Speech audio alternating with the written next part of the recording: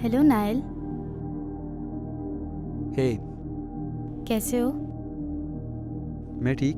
तुम? I am good. क्या हुआ? You seem a little down. तुम मेरे से शेयर कर सकते हो। What happened? यार मुझे समझ नहीं आता ये प्यार, ये रिलेशनशिप्स, व्हाट आर दे? क्या है ये सब? मतलब दो लोग एक साथ रहते हैं और एंड पे इट डजंट मैटर,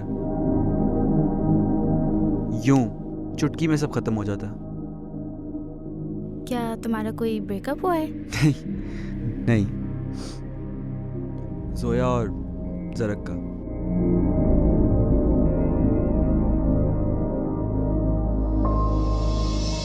उनका ब्रेकअप हुआ है? लेकिन क्यों? आई डोंट नो, मैं भी शॉक में हूँ। उस इंसिडेंट के बाद जरक से हट के उसको ट्रस्ट ही नहीं रहा जोया पे। May be they weren't meant to be, Nile. वो लोग शायद एक दूसरे को बहुत ज़्यादा रिस्ट्रिक्ट कर रहे थे। प्यार तो इंसान को आज़ाद कर देता है ना।